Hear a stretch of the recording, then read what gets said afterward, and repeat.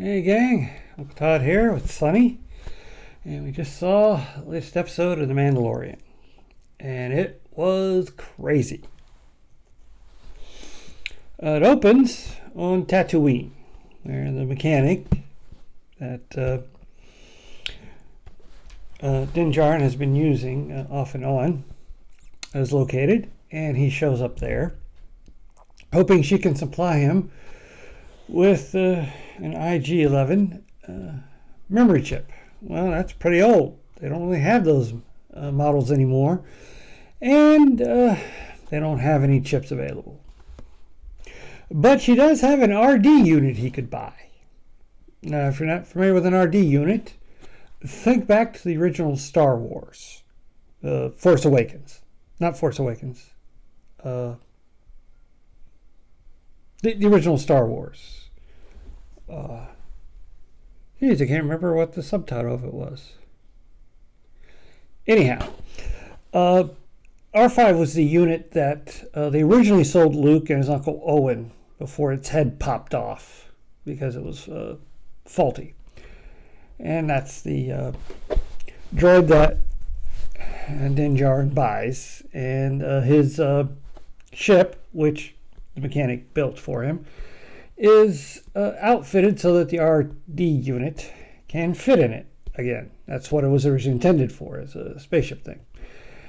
And he needs the robot to test the atmosphere of Mandalor and to scout ahead for any dangers.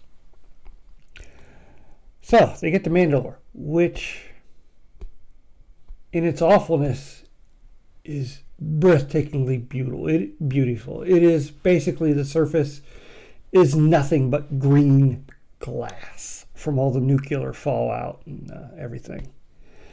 And the unit goes in and his signal is lost. So Din Djarin gets his mask to seal, and he goes in to find him and gets attacked by mutant creatures. If you're a fan of George Pal or the original H.G. Wells book Time Machine, think Molochs, because that's kind of what they look like. And he gets in a big battle with them, and he wins. And he finds the RD unit, and it's okay. And the atmosphere is breathable.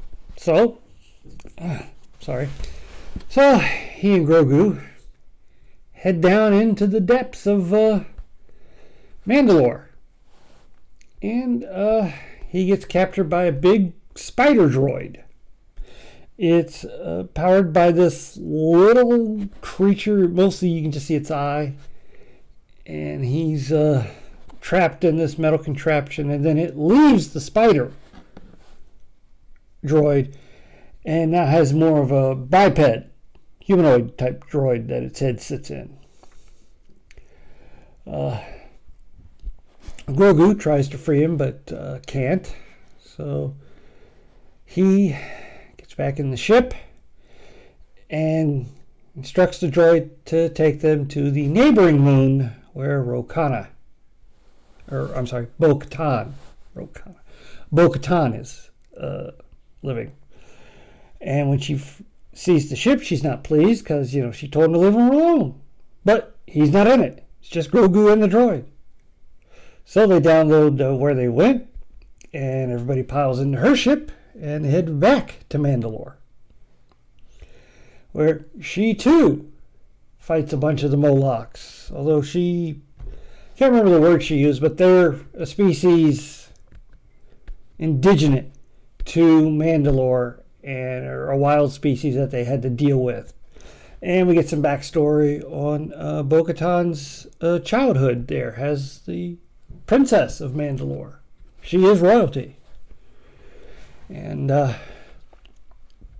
when she comes upon Din Djarin, wow, I'm having trouble with names today. She finds that whatever this thing is starting to drain his blood. And she gets in a battle with it. And because the creature had taken all of Din Djarin's weapons off, she spots the black saber, grabs it, and cuts apart his biped machine. Then while she's trying to free Din Djarin, the head comes off the droid body and it gets into the big spider body, and she has to fight that, and she defeats that. Then she frees Din Djarin, and he thanks her, but he's still going to continue into the mines. And she says, well, I'll take you because you'll never find it on your own. And of course, throughout their journey, we learn more about her past and how revered her father was to her. He was the king. And then we get to the living waters.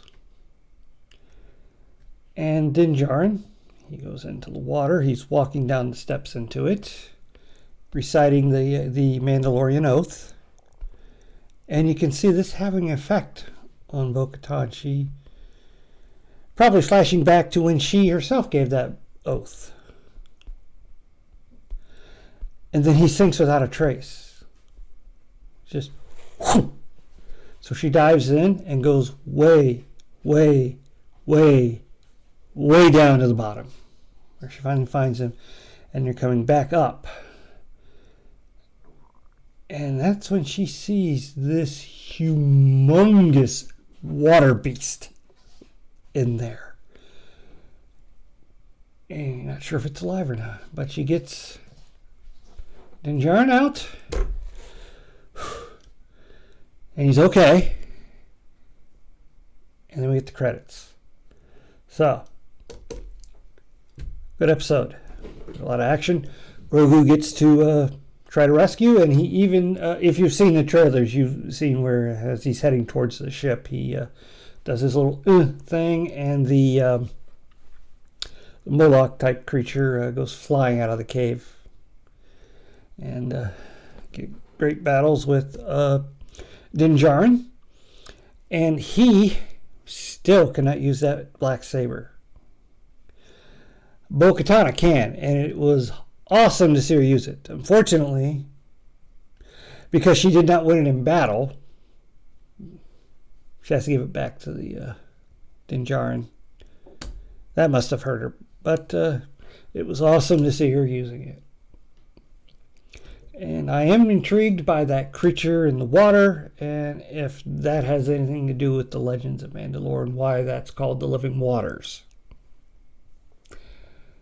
Well, until next time, please hit like, share, and subscribe.